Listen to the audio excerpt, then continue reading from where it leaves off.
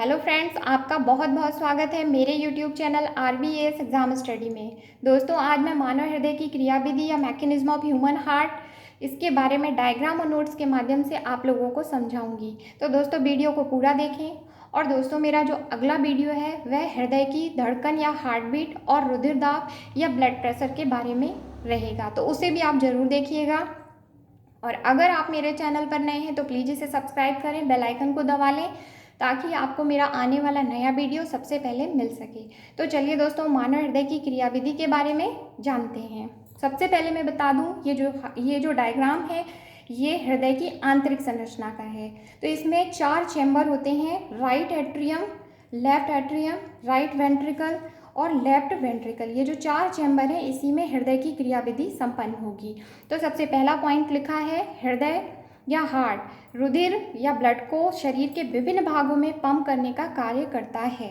तो दोस्तों, जो हार्ट है ये एक केंद्रीय पंपिंग अंग होता है। तो जब ये रुधिर को पंप करता है तो उसके द्वारा शरीर के सभी भाग जो हैं वहाँ पर ये पहुँच जाता है।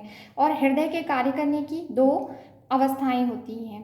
पहला होता है संकुचन या सिस्टोल और दूसरी होती है अवस्था शिथिलन या डायस्टोल। तो जब हृदय जो है, हार्ट जो है, जब संकुचित होता है, संकुचित मतलब सिकुड़ना, तो जब ये संकुचित होगा या संकुचन की अवस्था होगी तो इसका आयतन कम हो जाता है। जब आयतन कम होता है तो इससे जो ब्लड है वो धमनियों के द्वारा शरीर के सभी भागों में चला जाता है। जो धमनी होती है उसमें ऑक्सीकृत रुधिर बहता है, केवल पल्मोनरी आर्टरी को छोड़कर। उसके बाद है हार्ट के शिथिलन से। अब हार्ट जो है वो अपनी जब पुरानी अवस्था में लौटता है या फैलता है तो उसके बाद उसका आयतन बढ़ जाता है। तो यहाँ पर ब्लड की पूर्ति के लिए जो बॉडी के सभी भाग हैं वहाँ से शिराएं जो होती हैं, वेंस जो होती हैं, वो पूरा ब्लड इकट्ठा करके और यहाँ तक लाती हैं। तो इन्हीं के द्वारा ब्लड जो है वो इसके अंदर पहुँच जाता है, हार्ट के अंदर। शिराएं जो होती हैं इनमें अनॉक्सीकृत रुधिर बहता है, मतलब अशुद्ध रुधिर, और केवल पल्मोनरी जो वेन है इसको छोड़कर।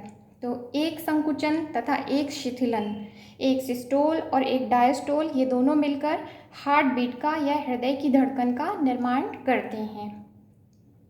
उसके बाद है एक सामान्य व्यक्ति या स्वस्थ मनुष्य, जब ये विश्राम की अवस्था में होते हैं तो औसतन 1 मिनट में 72 बार जो हार्ट है वो धड़कता है। और जब कोई मनुष्य मेहनत कर रहा है, व्यायाम कर रहा है, तब 1 मिनट में हार्ट जो है वो धड़कन जो है वो 180 बार तक हो सकती है। और हृदय की एक धड़कन में 70 मिली जो रुधिर है वो पंप होता है। और इसका ये जो रुधिर के इसी आयतन को ही स्ट्रोक आयतन भी कहते हैं। अब आगे है हृदय चक्र या कार्डियक साइकिल। तो ये जो 4 चैम्बर हैं इनमें होने वाली जो क्रियाएं होती हैं वही हृदय चक्र कहलाती हैं। तो एक चक्र जो है वो लगभग 0.8 सेकेंड में पूरा होता है। और हृदय चक्र की अलग अलग प्रावस्थाएं हैं कुछ। तो सबसे पहली प्रावस्था है अलिंद संकुचन या ऑरिकुलर सिस्टोल। अलिंद संकुचन, ये ऊपर के जो होते हैं ये अलिंद कहलाते हैं, नीचे के निलय कहलाते हैं, एट्रियम और वेंट्रिकल। तो जब अलिंद संकुचन होगा तो इसमें दोनों अलिंद एक साथ संकुचित होंगे, मतलब सिकुड़ेंगे। तो इनमें जो ब्लड है वो निलय में आ जाएगा, इनसे ब्लड निकलकर निलय में आ जाएगा। तो जब ये दोनों संकुचित होंगे तो ब्लड निलय में आ जाएगा। उसके बाद दूसरी प्रावस्था है निलय संकुचन, वेंट्रिकुलर सिस्टोल।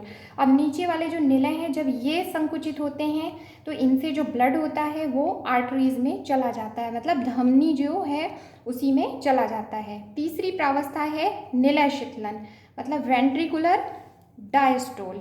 यहाँ पे डायस्टोल होगा। तो निलय के फैलने, ये जो निलय हैं इनके फैलने या प्रारंभिक अवस्था में आ जाने को ही निलय शिथिलन कहा जाता है। तो जब ये अवस्था आती है तो इसी अवस्था में ब्लड महाशिराओं तथा फुफ्फुस शिरा से अलिंदों में आ जाता है। ये जो अलिंद हैं इनमें आ जाएगा, महाशिराओं से या फुफ्फुस शिरा से। उसके बाद 4th प्रावस्था है अलिंद शिथिलन, ऑरिकुलर डायस्टोल। इस अवस्था में दोनों जो अलिंद होंगे वो शिथिलन अवस्था में रहते हैं। शिथिलन मतलब अपनी पुरानी अवस्था में आ जाते हैं और जो ब्लड है वो दोनों अलिंदों में भर जाता है। तो दोस्तों ये थी हृदय की क्रिया विधि। अगर आपको मेरा वीडियो अच्छा लगा हो तो प्लीज़ इसे लाइक करें, शेयर करें।